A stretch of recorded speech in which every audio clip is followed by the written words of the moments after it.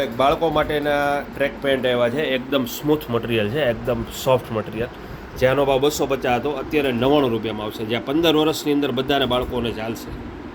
99 રૂપીસના colour ઘણા બધા આવ્યા છે.